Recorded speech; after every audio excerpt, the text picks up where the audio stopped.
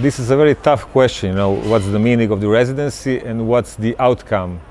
Is there any value in it? So now, in the end, or in the middle of it, I'm kind of doubting or questioning what it's all about, because my original idea was to bring some topics that I think are really relevant in relation to what's going on in the world, especially in the world of technology, who is developing this artificial intelligence that is kind of hacking humankind and controlling information with algorithms, controlling the media space, controlling our perception. So if this technological bomb, let's say, expansion and earthquake is kind of influencing the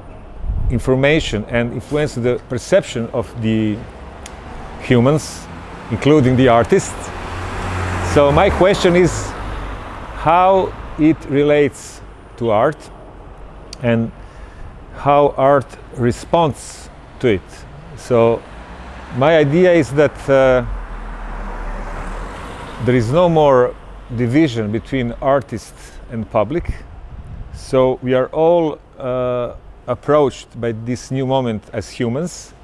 So we are all under danger, actually, as humans, not only as artists. So I think that art has to respond in a way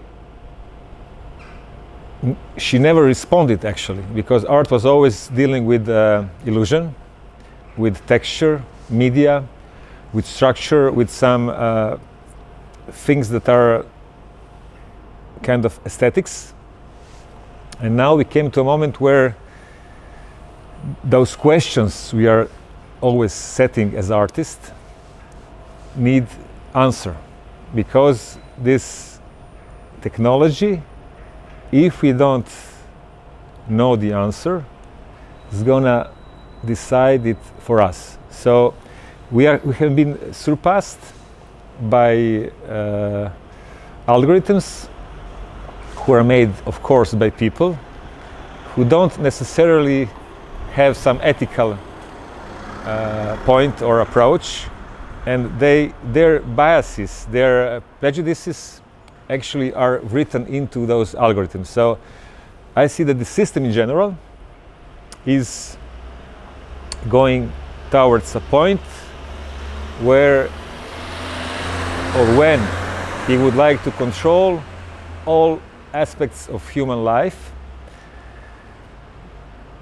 with the idea that this is good for our safety, security and peace. So very soon we are going to be hacked as humans, and with the danger to become programs, because if the system can directly enter our mind, so read what we actually think, it means he can also predict, change, redirect or program, reset our minds in order to maintain its dominance. So this was the idea that I brought to İzmir, thinking that the idea or the value of the idea makes a place an art center. So if our idea is good and strong and it makes sense, then also İzmir makes sense in this, let's say, map of the world.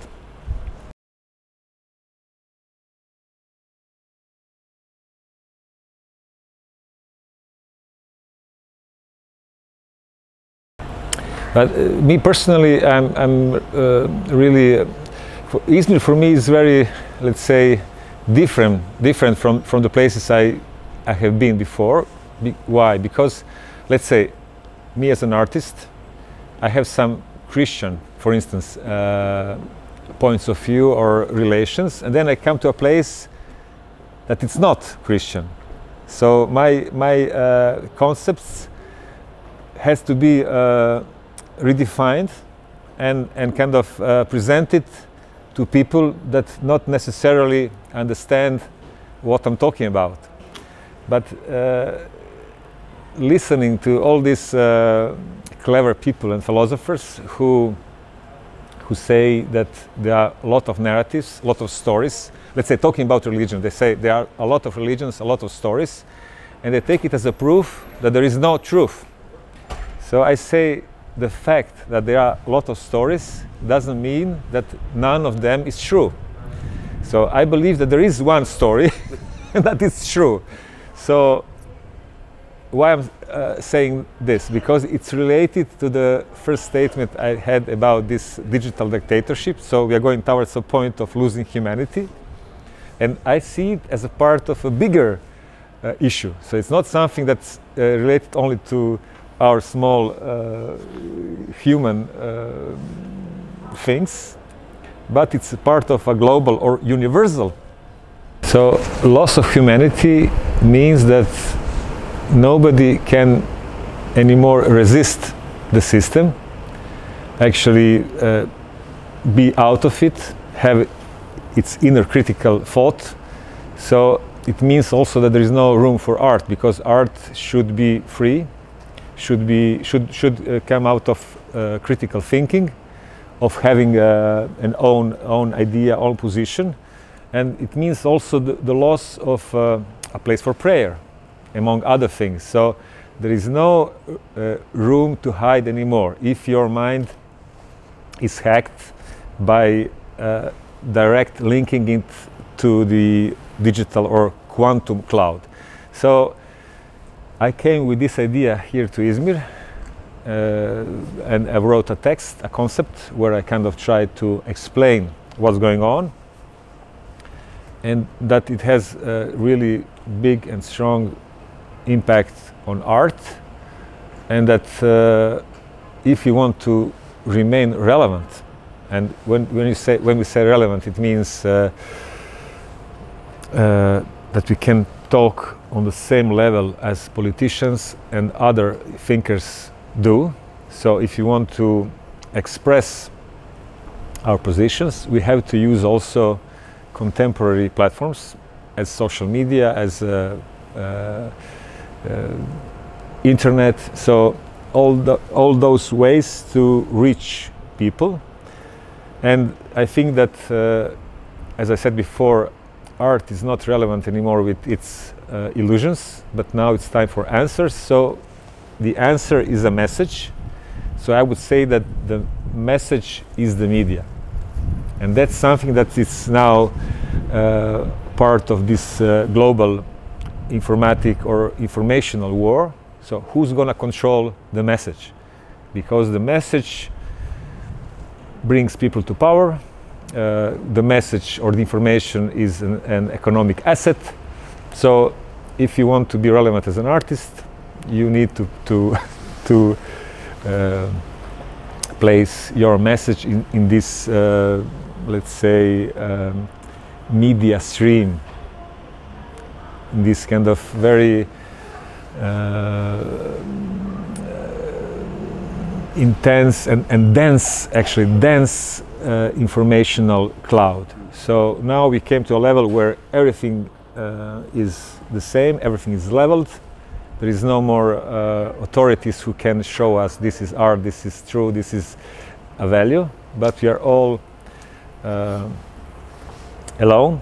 So everybody, every people has to make their own decision how to stand this, what's happening and what's going to happen. So this is, in short, let's say, my way of thinking, and I hope that this is gonna somehow be perceived by artists in Izmir, because they are also very sharp, very informed and involved in contemporary thinking. But maybe this approach I brought in is a small disruption, I hope. I hope they don't agree in all, or maybe a little bit, but they're gonna take it as a new moment, something that has to be taken into consideration while producing what they're producing as artists.